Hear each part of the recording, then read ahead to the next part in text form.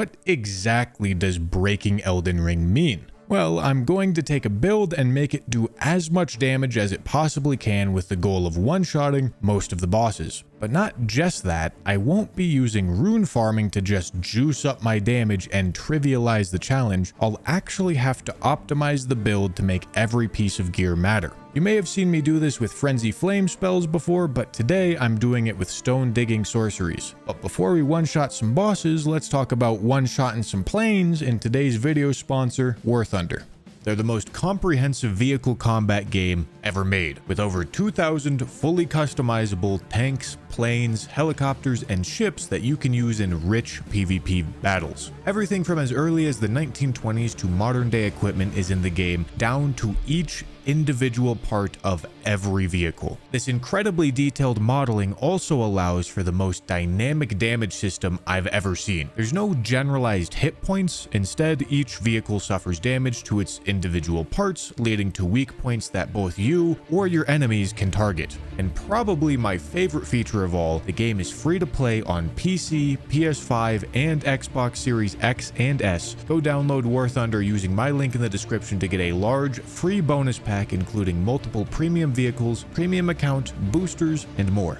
Astrologer is the starting class because, for the most part, Mind and Int are the only stats that matter. Now, for the initial setup, which is probably the hardest part of a one-shot run because there's not a whole lot of ways to get runes and there's a bunch of items to gather to be ready to even fight simple bosses like Margit. The main spell that we'll be using, Rock Blaster, is really easy to get in the Celia Crystal Tunnel over in Caelid. And the best early game staff to get comes from Taupes. So surely, forcibly taking the staff from Taupes won't be an issue. Oh, for fuck's sake. Okay, maybe I should have done his fucking quest. Jesus, man. Jesus. Okay, that went poorly. I guess I have to get a Celestial Dew to make Taupes forgive me before coming back even stronger and getting my revenge.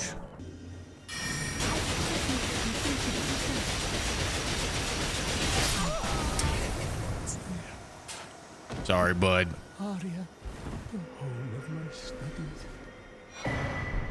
It's nice knowing you, bud. Unfortunately, the Academy Glintstone staff is going to be quickly replaced by the Crystal staff since it's a somber weapon and much easier to upgrade. Somber 1 to 4 come from EG, the 5, 6, and 7 are all from Volcano Manor, but you have to do this weird skip to get around Godskin Noble for the Somber 7. If you're doing this run on your own and you don't want to learn this skip, just fight the Noble normally to get past him, but for me, I'm not allowed to use 20 attacks to beat a boss. Ideally, I want to be one-shotting everything. Then a Somber 8 and 9 are both just free pickups on the ground in Dragon Barrel. Literally impossible to mess up.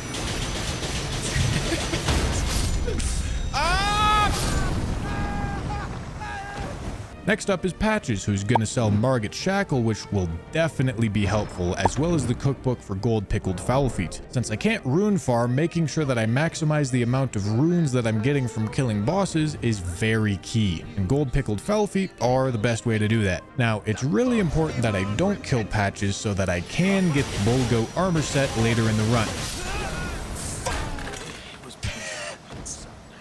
Now to pick up a couple buffs. Howl of Shabriri, which I won't be using for a while because of the faith requirement, Golden Vow Ash of War, which will be very useful right now, and I farm up 1 Digger Staff for the 20% boost to this spell type. But Bushy, why not get 2 if they're both going to give you a 20% buff each? Good question. And the answer is because they're the most awful piece of dog shit. They're bad.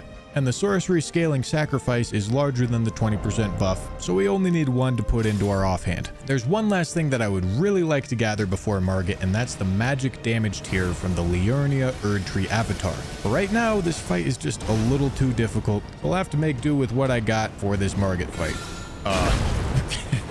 That didn't work.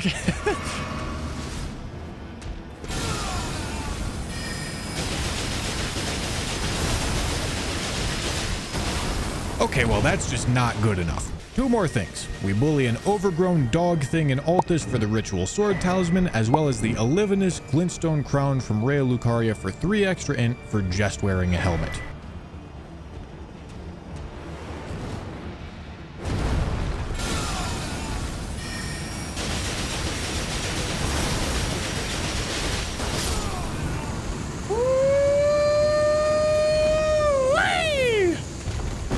God, you love to see it.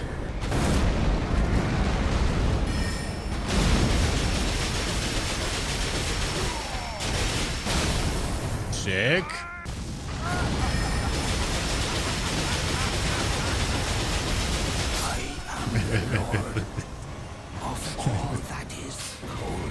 All right. Godric, on top of being the easiest shard bearer to beat, also has the strongest great rune, so I make sure to grab and activate it. Another benefit of killing the first shard bearer is that Vare moves to Liurnia, letting you actually complete his quest and get a max level somber weapon for it, or at least that would be the case if it was obvious which staff to upgrade, because I also picked up Lusat's staff right around this same time, and I couldn't decide if maxing out the higher damage but more FP usage Lusat staff was going to be better than maxing out the lower damage, lower FP usage crystal staff. So I actually just waited to decide until I would run into a wall that I couldn't beat and needed the extra damage. Now that I did have enough damage for it, the Cleanrot Knight duo in Caelid is a pretty high priority. Why? Because they dropped the gold Scarab Talisman, which, just like the gold Fellfeet, earns me more runes without the need for farming. And I now pay another visit to the Liurnia Erdtree avatar to finally get paid my due of the magic shrouding crack tier.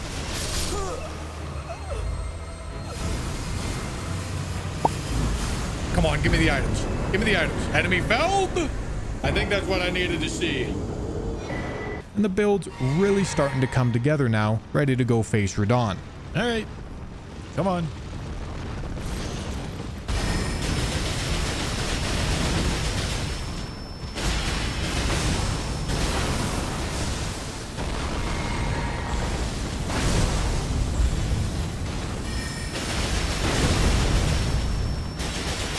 Wait. That's not a one-shot. Yeah, you know what? You're right. And honestly, looking back on this recording, I'm realizing that I was just being lazy there. So, okay. I'll go back and fight Radahn the right way. The only thing that you need to do is like this video.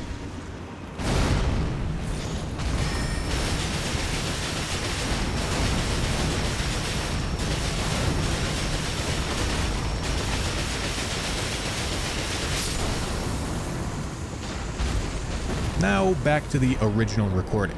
I made the decision that it really only made sense to level up intelligence to 62 and then start committing more to mind and other stats if needed. But why 62? That seems like an oddly specific number. 62 base ints plus 3 from Marika's Scar Seal plus 5 from Godric's Great Rune plus 10 from the Physic would get me to a total of 80. And if you take a look at where the soft caps are on backloaded staves, you can see it doesn't really make sense to go past 80. Loretta gives us access to Solovis, which is absolutely awful news, but Solovis gives us access to Magic Scorpion Charm, which is great news. While I'm here, I also do a little bit of Ronnie's quest so that I can go pick up the Int Talisman just in case I need it for something later. This is when I gathered the infinite FP tier in the actual run rather than before Radahn like I did for the redemption attempt a little bit earlier.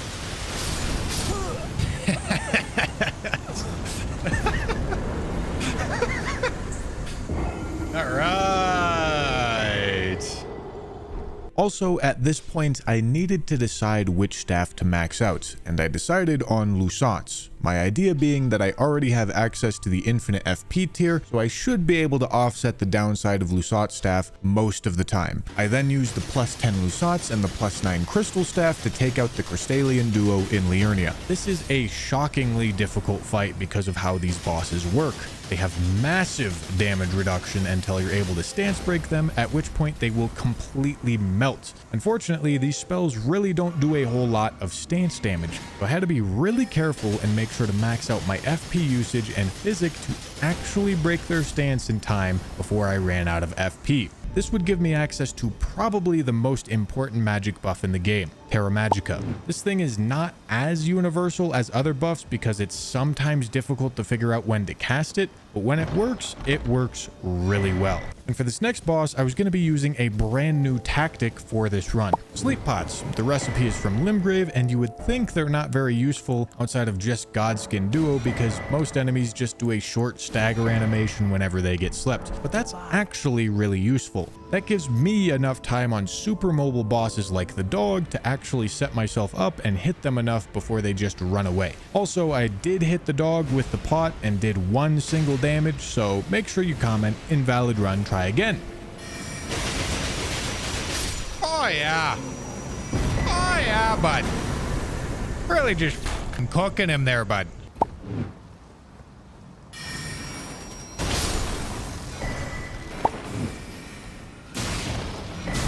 Alright, there it is. Oh, okay, can I bait him out over here?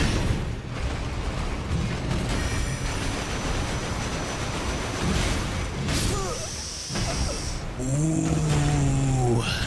Physic needs to go here.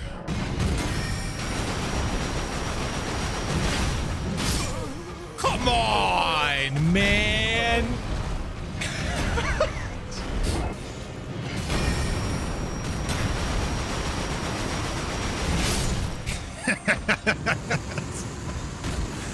All right. Sick. After Goldfree, I start leveling up Faith with a plan to start being able to cast Golden Vow Incantation and Howl of Shabriri a little later. For Morgott, I was very worried about the damage resistance that he gains whenever he goes into his phase transition, and I was worried that I might have to 2-shot him instead of 1-shot. But after the first attempt, I saw that there was definitely a chance. So the optimized strat that I came up with was to enter the arena, use Margit's Shackle, then cast Terra Magica a little bit behind his left hip. Then I just started blasting. This positioning made it so that I wouldn't miss, and I actually managed to do enough damage.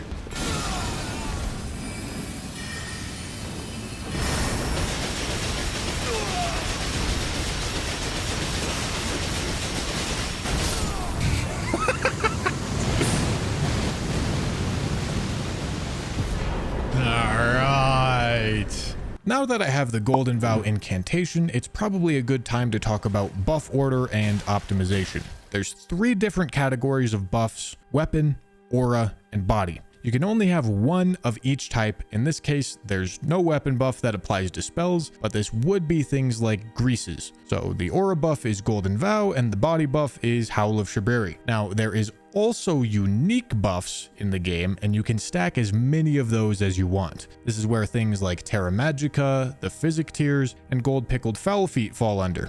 As for buffing routine, it's best to do the things with the longest duration first. Most of the time that's the Physic, but when I use the Infinite FP tier, which only lasts for 15 seconds, I start with Golden Vow for 80 seconds, followed by Howl of Shabriri for 40 seconds, and then the Physic right before I'm ready to attack. Terra Magica sometimes gets used if it's possible to cast it. If you really want to get fancy, there's debuffs like Grail's Roar and Shriek of Milos, but those are much more difficult to get to work in my opinion and have very different stat requirements, so I didn't use them on this run.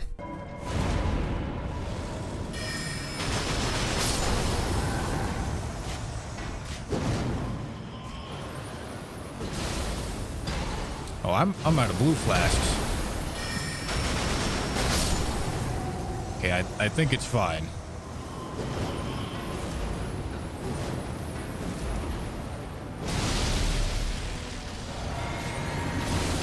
I drank that a bit early.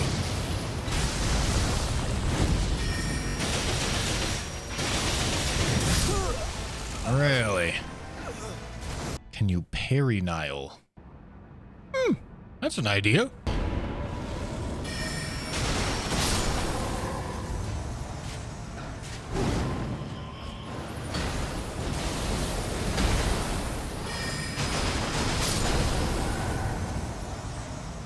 Okay, so I drink here. Wait for him to phase transition. What are you doing, homie? All right. So drink this, cast this, switch all this.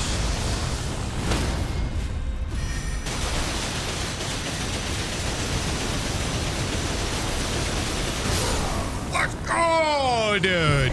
All right, I ain't gonna lie, we got lucky there, but that's what we needed. Nile lets us get access to the full Halig Tree medallion, which means that I can get a talisman upgrade with the Graven Mass talisman, as well as access to a second Somber 10 to max out Lusat's staff. Next up is Fire Giant. The big problem that needs to get solved with Fire Giant is that he has two pretty long phases and both want infinite FP tier. I'm not able to do both phases before the 15 seconds of infinite FP run out, so I had to brainstorm a way to do one of the phases with my limited FP bar. I found that the best way to do this was by using the Physic right before I start attacking in phase 1 and use Lusat's staff to do as much damage as fast as I can. Then in phase 2 I switched to the Crystal staff along with Terra Magica to be a little bit more FP efficient to give me just enough to finish off the phase before I run out of FP.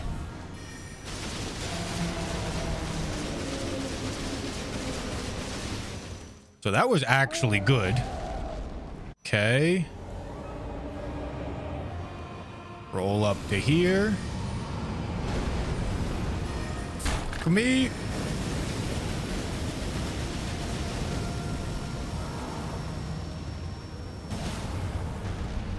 Okay, that'll work. That'll work. I just have to do it right. Oh.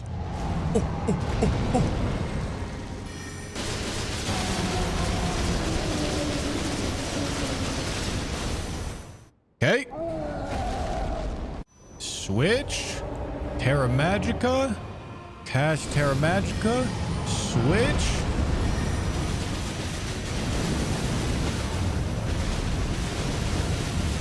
Yeah. Yeah. Let's fucking go, dude. It would be really convenient if I could beat Renala to unlock the ability to respec.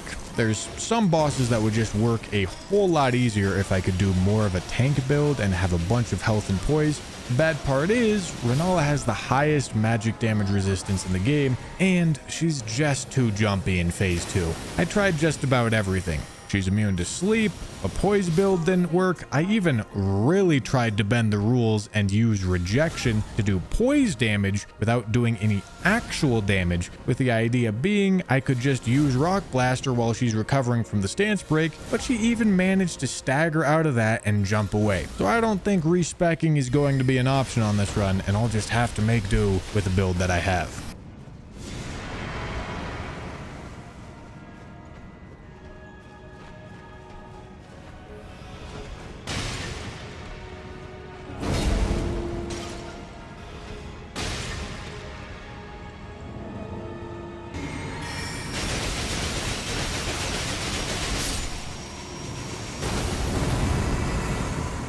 Make sure I actually get the slam in time.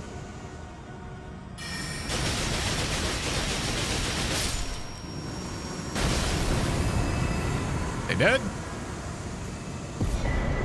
Alright, cool. Out of every boss in the game, I think Placidusax is the most fun to optimize for. And that's because there's a ridiculous way to essentially just ignore what he's doing. Believe it or not, it's entirely possible to just tank the lightning strikes that he does at the beginning of the fight, but it needs a very specific setup. The Crimson World bubble tier makes it so that elemental damage is completely nullified, so the lightning doesn't do damage, but it still staggers you. So to solve that problem, you need at least 101 poise, which is only achievable when using pretty high poise armor, along with the Bull Goat talisman, as well as the Iron Jar aromatic. This will make it so that the lightning does no damage and doesn't stagger. Combine that with 3 damage talismans, buffs, and infinite FP, and you can just cook this boss.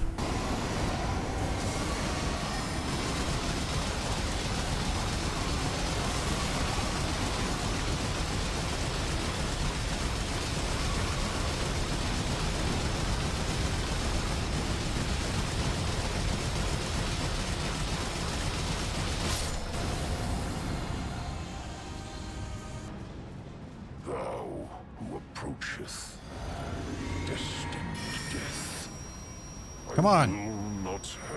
Come on. Come on. Okay, I needed him to do the sprinting attack off the rip, and he didn't like that idea.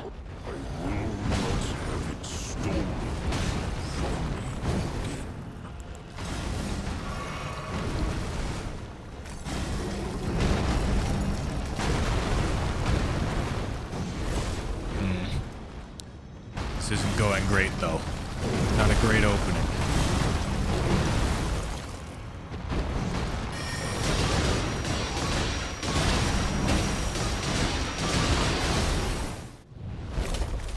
Would you look at that? All right.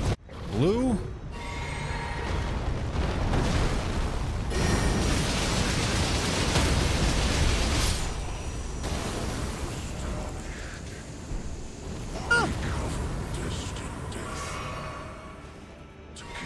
Interesting. I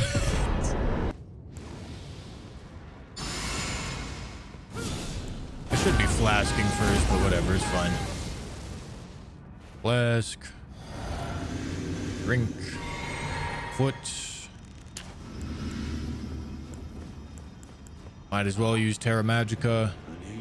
It's an easy setup for it. The Elden Ring. To become Elden Lord. Not a sad state of affairs.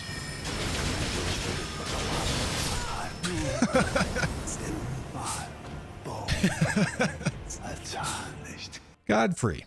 Yeah, he's a problem. This one took a whole lot of experimentation. There was never a window quite big enough for me to just bait an attack that would get the phase transition, so I tried a poise strategy with Iron Jar Aromatic, and that just made me too slow to the point where I couldn't keep up with him, and I would run out of FP or die before I could get him to phase 2. So, just like every other mobile boss on this run, I brought out the sleep pots. Initially, it didn't seem to work very well because he would sleep and then dash away, but with the help of Terra Magica, I came up with this strategy where I would enter the arena, throw one pot, cast Terra Magica, throw another pot to finish the sleep buildup, then blast him.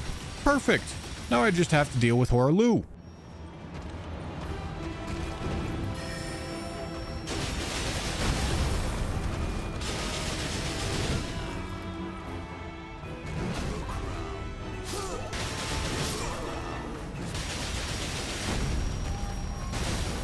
It's not going to be so easy. Believe it or not, after plenty of experimentation, this Horaloo problem is actually a Godfrey problem. All I needed to do was be very efficient during Godfrey so that I would have enough FP to do enough damage during Horaloo.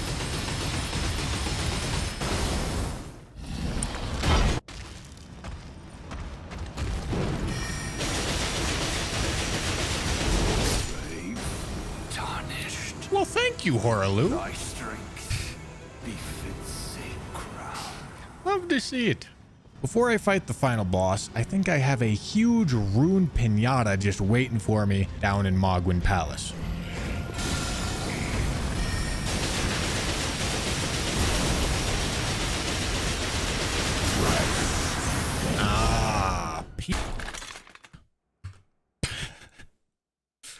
Need the infinite FP tier.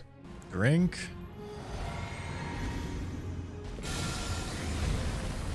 A bit far away.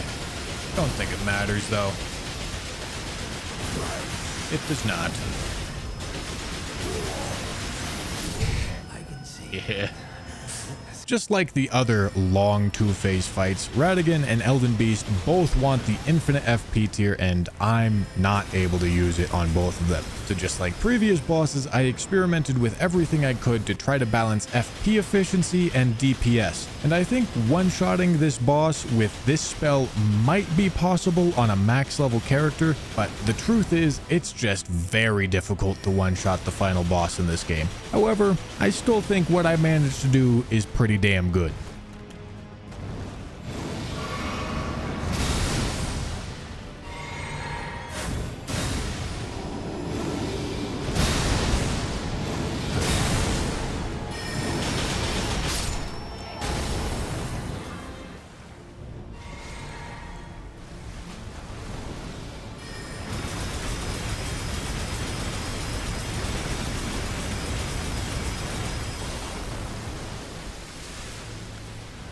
That felt like it's... Oh, I ran out of FP, I see. Oh, I hope I have enough FP.